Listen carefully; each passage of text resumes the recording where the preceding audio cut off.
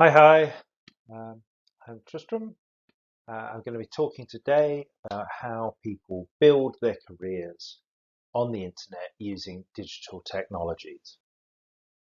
So, in Module 1, we looked at 6 metaphors where we talked about how the internet interacted with our career online.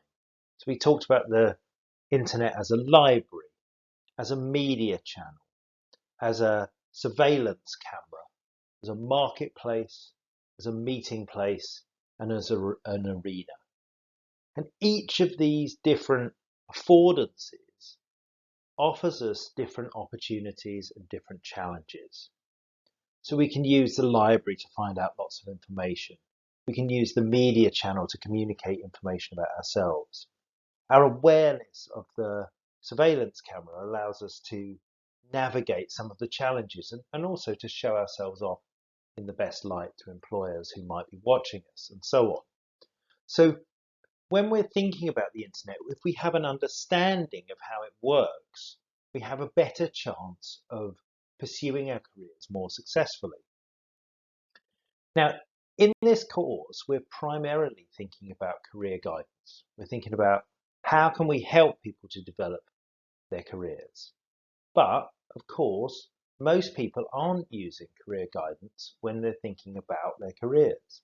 They're trying to navigate their careers, move their way around their lives on their own, and often don't have access to much support. Or if they do have access to support, it's often self-help kinds of support or things that they can find for themselves. So this is what we're going to really be looking at in this short lecture, is thinking about these strategies that people use to navigate their career. And when we start to think like that, what we're describing is what are sometimes called career competencies or career management skills. And these are the skills and the attributes and the abilities that people need in order to find their way around the world, in order to be successful and to navigate some of the challenges. So we have this concept of career management skills or career competencies because it explains how different people do better or worse in life. So what we're doing when we're talking about career competencies is we're trying to empower people by developing their career competencies to help them to manage the situation in which they're in. Now, of course, career competencies don't explain all of the issues in our life. They don't explain all of our success. I mean, some might even say they explain a relatively small part of it. But if we think about career competencies carefully enough, we can hopefully give people a better chance to develop their lives and their careers. So Hawkadur have developed a framework for career competencies in Norway. We often refer to them as the Karriere Nappene, and you'll see them here. I'm going to go through these individually, and I'm going to think about how these might inform our thinking about digital work and digital careering. Now, what's I think very impressive about this Norwegian model of career management or career competency is that it recognizes that much of the time we're in tension. We can't just learn something and that's it, the end of the question. In fact, we have to always be balancing different possibilities and different challenges. So let's start with the first of our career competencies, which is the balance that we have to have between me and the context. We have to always be thinking about ourselves, we have to develop our capacities and so on, but we also have to recognize that this happens within a context. So how does this work in the digital world, and how might we use digital tools to help us with this? Well, if we think about it, we have quite a wide range of digital tools which help us firstly to reflect on ourselves, to think about ourselves, to articulate who we are and what we are, using that idea of the media channel that I talked about earlier. And an example of this might be a blog. So I've used the site WordPress. My blog is on WordPress, but if you want to set up a blog like I do, anyone can do it. You come along, you set it up, you write some thoughts about yourself. It can be a very useful, very powerful reflective tool, really help you to reflect on yourself and who you are and what you are. But it's also a very powerful communicative tool. You take your ideas out to people and you're able to perhaps build a following for your ideas, perhaps build what we might call a brand around yourself and so on. Now, on the other hand, we might also need to be aware of the context. So simply knowing about me and what I want and who I am is not enough. I need to understand the world around me. So that's where we get the idea of career of labour market information. Looking out, so I've got a labour market information site from Norway here, Job Norge and .no. And this is a good example of if you want to find out what the opportunities are out there. And when we're doing our career, the competency is in balancing the what I want with the what's out there. So let's go on. So our next career competency is about the balancing of change and stability. So there's lots of happening on the internet all the time. We're always thinking about this. Being active and digitally careering is very much a process of managing change, of learning what's out there. But as this competency reminds us, we also need to remember what stays the same. There are many things that even in the world of high technology are still the same as they were. Ever have been. The kinds of things employers are looking for are often still very similar to what they were before the internet. So some things change, some things stay the same. So what do we do with that information? Well, one of the things I think we can do is we can try and be very aware of social trends. We can really try and use tools that are out there to help us to understand what's going on in society. So I've got the Statistics Norway site here for us to look at. That's a really great resource for getting people to think about their career.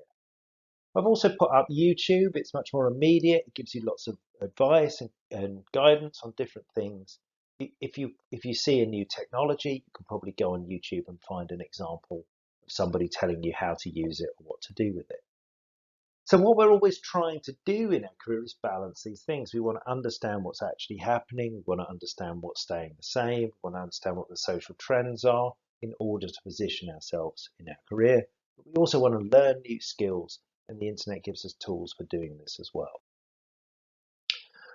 So, okay, we're then thinking about, we've got this challenge between resisting and adapting. That's our third career competency. So on one hand, we might want to think when we see something new, we might want to change ourselves and become better at managing it, better at dealing with it, be more like what people are looking for. On the other hand, we might say, no, actually, I don't want to do that. And so this is the dilemma that we're offered. But when we are faced with that on the internet, let's think of some examples of how that might play out.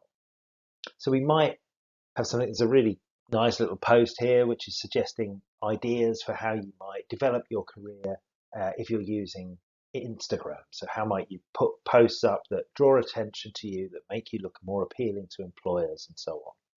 On the other hand, we might also think there are things I don't want employers to see. So we might get much more skilled at managing our privacy settings.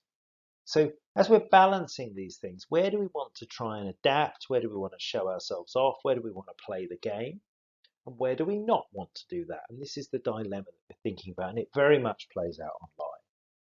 So to give you another example here, is a couple of websites, both actually very useful websites. So one is called Labour Start. It's an international site which the labour movement use in order to convey information about their various campaigns and things that are going on.